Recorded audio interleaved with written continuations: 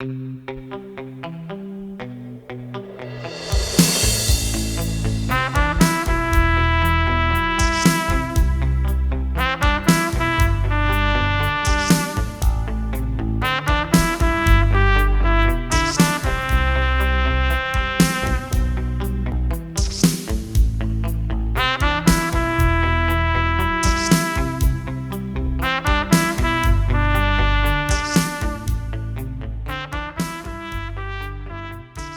everybody, welcome to another exciting episode of Mr. Haig's class. And today I've got a very, very special guest.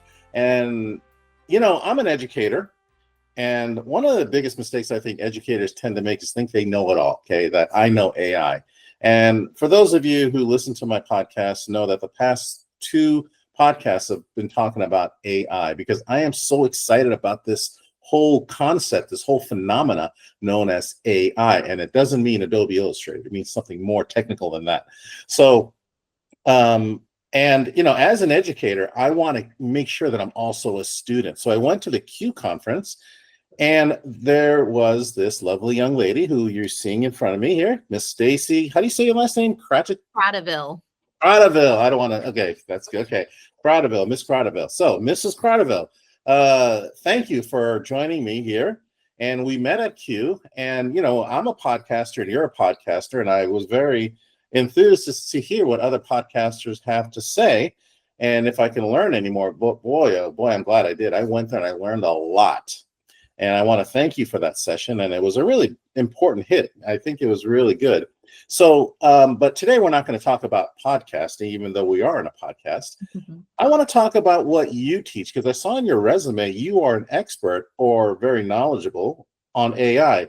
And by the way, students, just know this, just because we teach doesn't mean we don't qualify to work in the field. I think we're more qualified. Would you agree, Ms. Kratochvil?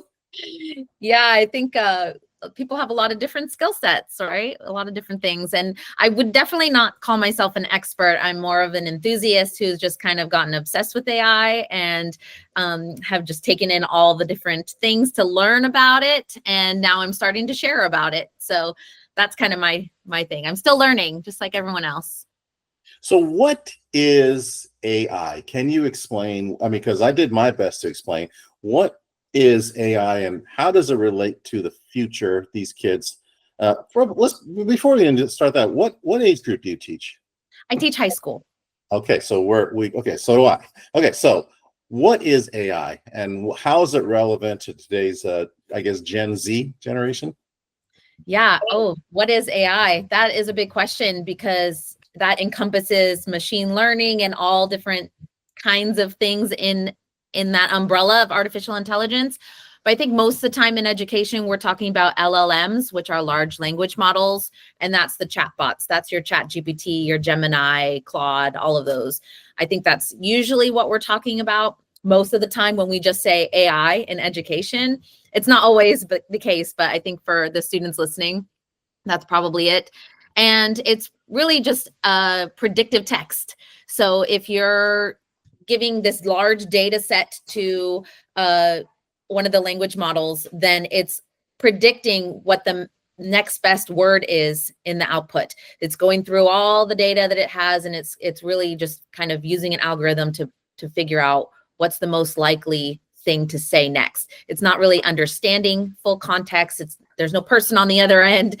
It's just using the algorithms and the math to kind of figure out maybe the next word in this sentence should be this.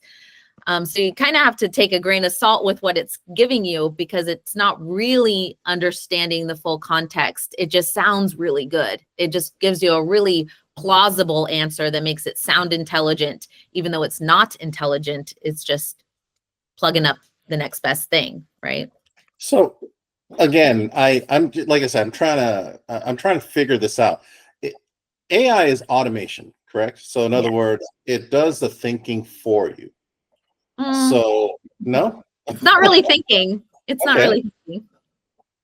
Because here's when I think AI. When I first heard of AI, I'm thinking, oh my God, Terminator movies. Right. Are we going that direction? Right. Yeah. There's so much within that scope of AI, right? Like there are like robotics and things happening using AI. And so, yeah, I think when we think about agentic AI and agents, that's where, for me, it gets real Terminator like, thinking about it really like doing things for us. Um, Maybe it is kind of like thinking in that sense. Well, give me an example of AI. We talked about ChatGPT. Can you give me another example of AI, how it's used in the world right now? Because I know that people are using AI to pick stocks Mm. and actually, sadly, do homework essays. So how is AI being used right now that we may not be aware of? Something that I've been talking about a lot in my school district. I'm in the San Mateo Union High School District near San Francisco. And something that we've been kind of exploring is how might AI help us create more equitable classrooms. So using that as like a tool for equity. So how can we create lessons that have more access points? How can we remove barriers? How can we make our content more inclusive? And that's, just one way that teachers are exploring AI a little bit. And how we can reimagine school, right? Students are using it for brainstorming, for ideas, for fun. Um, I haven't seen it go like into anything too crazy yet as far as student use. But the workforce, I think there's a lot of people using it in the medical field is starting to explore like different apps and things. Geez, I'm trying to think of careers, like other careers that are using AI. I'm sure it's starting to creep up everywhere. One of my students told me the other day that they went to a Carl's Jr. that had an AI generated teller that was taking their order at the drive-through. Oh my God. Well, first of all, you shouldn't be going to Carl's Jr. But anyway, second of all, what really is amazing is that, well, we see video games right now, a lot of these Mario Super Brothers games, and you see this other avatar, they're playing with you, and you don't know who's playing. I thought it was somebody else on the planet playing, but it's actually AI that's doing that. It's figuring out your moves. And to me, AI is exciting, but also scary. So let me ask you this. What should you study to get into AI? What should the students be learning in the high school level? And I would imagine most of the learning is going to be done at the college level. Yeah, I think if you have computer science classes, definitely take computer science. But really just exploring AI on your own to deepen all of your skills. So one thing that I found super interesting that I learned from Dr. Saba Kidwai, who's a great follow on social media. If you look up Saba Kidwai, she has said to go find out like your strengths. And I did this little quiz, you do a little quiz online, you like answer the questions and it tells you about yourself. I did one that was called Spark Types, and it told me my spark type, but then giving that to ChatGPT and saying, how can I amplify my strengths? How can I bring my strengths into my work? How can I really, really shine as a human? How can I make myself better from this information? And it's been really interesting in seeing how it helps me to really bring my full self, to be more human even. And I've taken other quizzes since then. I did one called Clifton Strengths, which that one was not free, which Spark Types is free. So I always want to go with the free version. But Clifton Strengths gave me like a super detailed report of all the things that like I'm best at. And I've been building that into like how I can highlight those things in my resumes and how can I infuse those into some of the decisions I need to make. It's helping me think more deeply through things with a chatbot as my thought partner, using my strengths as kind of a guide. So that's been really an interesting use. And I think that's something that students can do right now is use AI to learn more about yourself and to bring more of yourself to the things that you're doing. So where was AI when we were younger? Right? I know. I mean, it's not going to help you totally like discover your meaning of life, but I would have avoided so many hurdles. If you're really passionate about something or you really like something, like ask, whatever AI tool you're using, how you can do that even more. What career do you need to pursue? What skills do you need to build to get to that career, and have it kind of continually be your job coach? Yeah. Really. How to block your parents. Just kidding. How many kids do you have? I have three little ones. I have one who's a 13-year-old pistol. Oh, But nice. anyway, so Teenagers all day and teenagers all night. yeah, my God. So how do you find that? I mean, obviously, you and I are not concerned about AI in the classroom, um, but do you find that your colleagues are concerned? Because I know my colleagues are. I am also concerned because I want my students to be really good decision makers.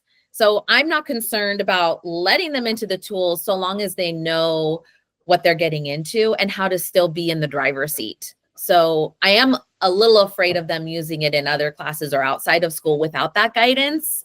Because they need to know that, like, if it's giving you an answer, they have to question it, right? We always have to question what it's giving us. Don't just take the first thing it spits out as truth or as like the ultimate answer. Like, there has to be the back and forth iteration. There has to be the human voice in that. Obviously, we know you shouldn't just be using it to just spit out a paper and turn it in. So But they are. how can you use it then to really still be the one that's doing the thinking and just have it be helpful and not causing that harm? Now at Q, did you go to any of the Apple talk sessions? I went to one on Apple Intelligence.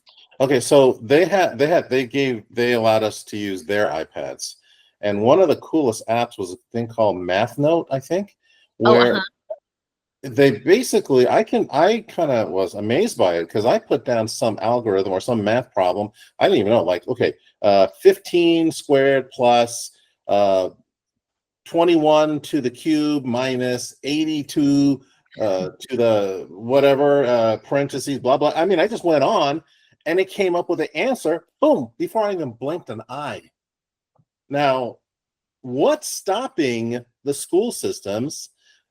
Like, if I have a calculus problem and I can't figure this out, what's stopping for me to copying that problem on the iPad and coming up with the answer? Now there's apps that basically you can take a picture of a problem and it comes up with the answer. So right. how is that going to help the student when it comes to exam time?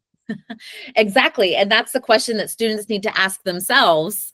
Like, what is the purpose of that? Is it just to generate the answer and be done with it? Or are we robbing ourselves of the real learning, right? Like, you need to be able to stop and control your own decisions and be able to say, like, no, I just want this tool to help me learn how to work through this problem, to help coach me with this problem, or not at all use it and just do the problem. But we can't be turning to those tools to just give us the answer, because then what? Then what's next? Then you still don't know how to give the answer, and you're going to go on to the next class, or you're going to need that later in life. Like, I didn't think math was important in high school. I did not think that was like necessary, right? You sit there and you wonder, like, why is this important? Why do I need to do this? I'm never going to need this algebra, blah, right? You're like crying over it, suffering through the work. But then in college, I was like, oh, this is why I needed the high school math, because now I'm in college math.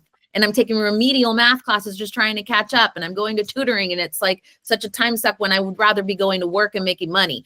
So it is important to kind of think into the future. What skills am I going to need in the future? And you don't know what skills you're going to need in the future all the time. We don't have all the foresight to think like, oh, yes, I know exactly what career I'm going to do. I know exactly what math I'm going to need. I know exactly, I'm going to, do all these things. And this is exactly what I need. No, you don't know what you're going to need. How many adults have you talked to? How many adults do we know, Jim, that like the career path is not linear, right? You swerve and you try something different and you hate this and then you go to something else. And so you just want to have as many skills as you can have. So really making sure that you're using AI to develop as many different skill sets as possible is great. And, use it to build like a niche skill set. That's cool too. But then don't limit yourself and say, oh, I'm just going to rush through this work and use it to get the answer. Like, that's not the right way to go about it.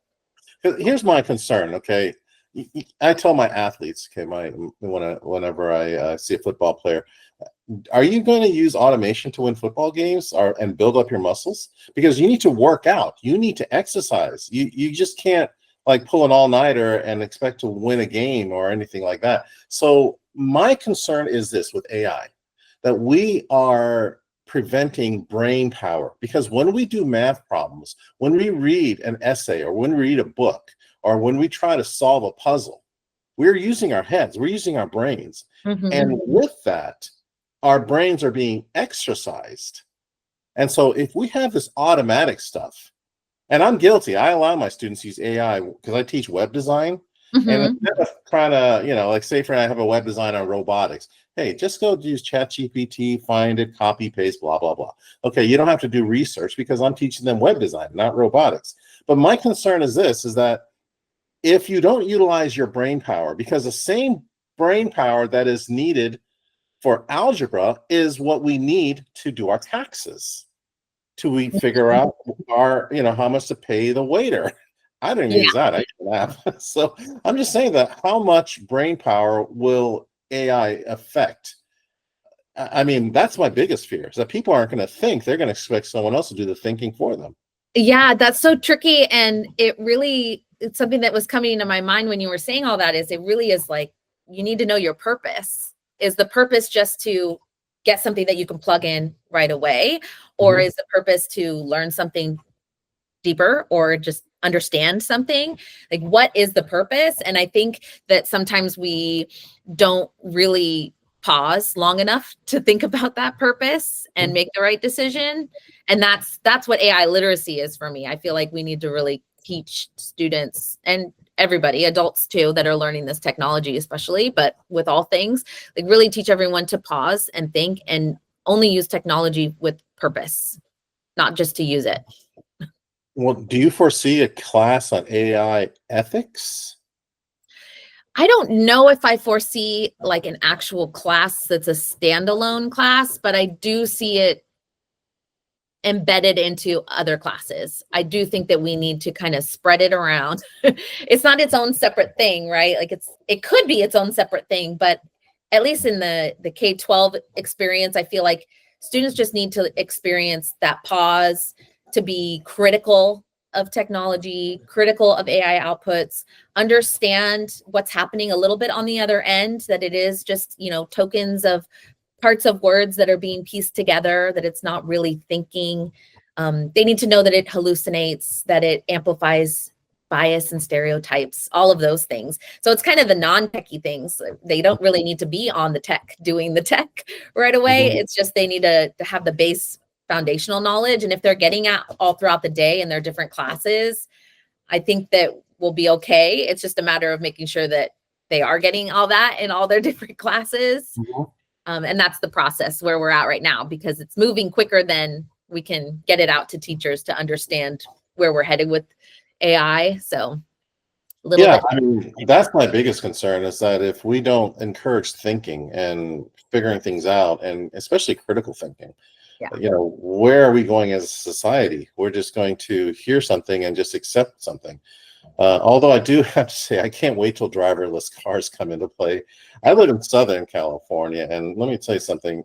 If somebody else can drive instead of these people, I'm happy.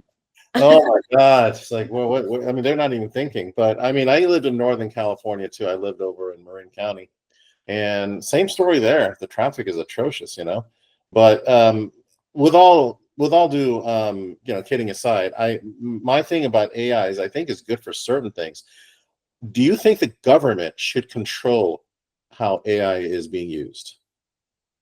I think there should be some restraint. I don't know if it's how AI should be used as much as like what the ed tech companies are allowed to put guardrails up for. Like, I think there should be more protections in place for students. I think there should be more protection is what I think we need. So restrictions, maybe? Is that what you're referring to? I think just there should be guardrails and restrictions for the tools as they're being built, not necessarily on the people that are using them, right? Like not restrictions for student use, or, just the tools themselves need to have some parameters.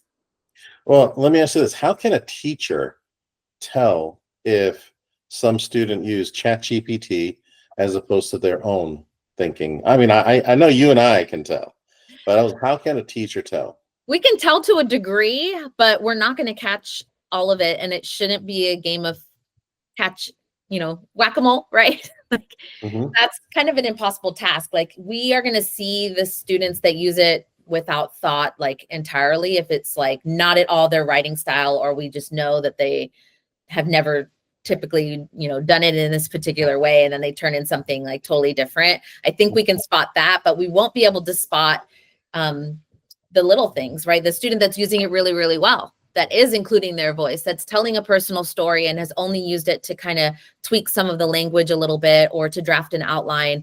We won't know. And I think that's okay. I don't think teachers need to be penalizing students who are using it in the correct way.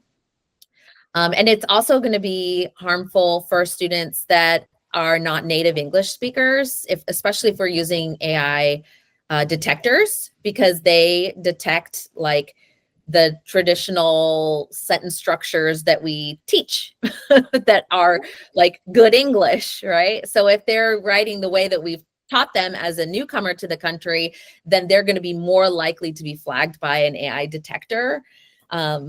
So we can't just kind of use detector tools or even just our own eyeballs to try and spot, ChatGPT or any other AI produced content, because it's not going to be fair. We're only going to see it for some kids, and then we're not really teaching them how to use it well. Well, let me ask you, how does AI get its information? Are the programmers? How does ChatGPT know where to find the information and display it? That's a good question, because they don't fully disclose like where all their information is coming from, but I believe it's just scraped from the internet, and just the people that are programming these tools are giving it the data that they have given it. So I think there are some regulations maybe that could be put in place for that they are only using specific data sets or more diverse data sets and all of that. But yeah, it's up to the developers.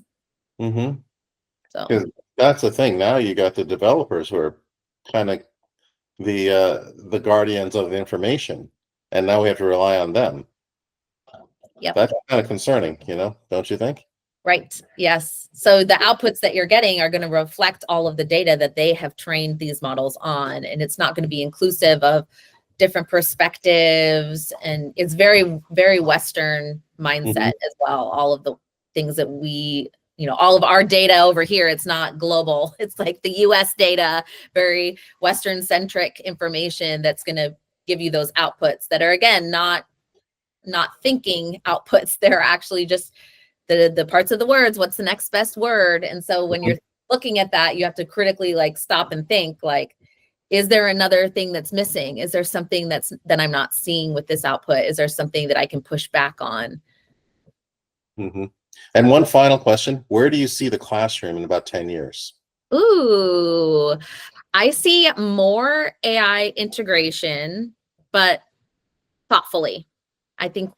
I'm hoping that in 10 years, we will have done a good job of teaching students how to think critically and pause and to use it in meaningful ways. So I think there will be a lot more mindful use. I don't think that in 10 years, and check back with me in 10 years and we'll see. I don't think that we'll be having the conversation about cheating as much. I think it will kind of fade away. Cheating was a problem before AI, and it will continue to be a problem 10 years from now, but I don't think it will be the highlight of the technology conversation. I think that we'll be moving on to other things about how to use it more intentionally. And then there'll be the next best thing that's coming after AI. Like we're talking about agents, and like ChatGPT has an operator that will like go onto your computer and do things for you. So if you're trying to book a flight, you don't have to sit there and do all the searching and researching and do all of it. It will go to town and do it all like completely on its own. I think that that's going to have an impact on the classroom 10 years from now too. Like that we'll be talking more about agents and how they could be useful or harmful in education. Well, I'm hopeful there'll be teachers in 10 years with the shortage that's going on right now. I mean, there's people are saying, "Oh, AI is gonna replace teachers," and I find that hard. That's it. That's just silly. Okay, have you heard about the Alpha School?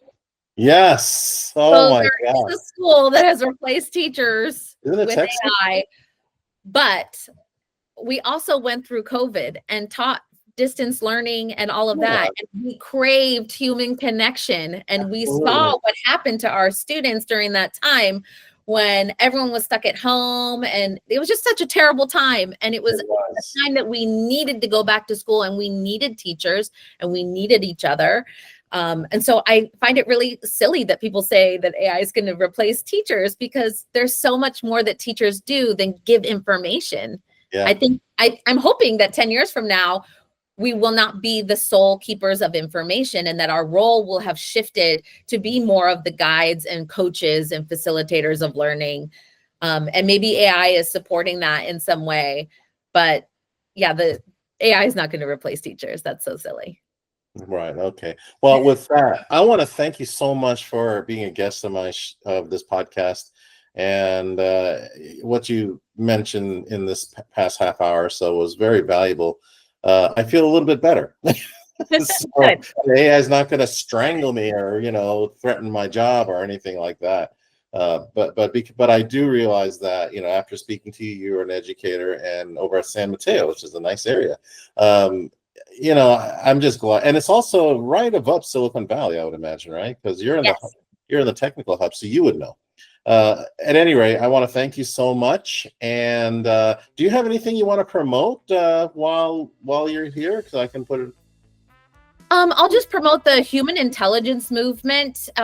It's a group of educators that have kind of formed to do some research and promote the development of our human skills, the things that make us uniquely human, our communication skills, our collaboration, empathy, problem solving, design thinking. Those are all things that are unique to us that AI cannot replace.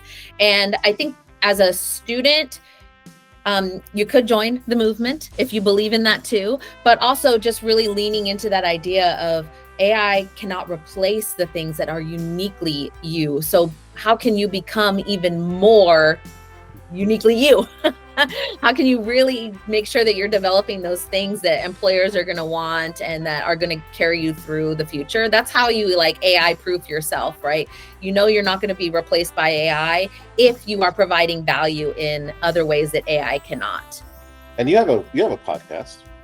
I do, but it's an older podcast, and it's for the faculty at my school, so it's not super relevant for anyone listening, I'm sure. Okay. And do you have a website or an email that someone can contact you if they have questions?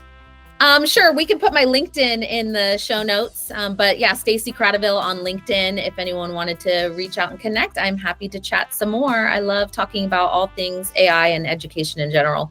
Okay. Well, since you like to chat more, I want to invite you again in the future to come on this podcast. And I want to thank you again, Ms. Kratochvil, for enjoy your spring break. Thank you. I'm going to enjoy mine, and thank you so much. Okay. All righty. Have a good one.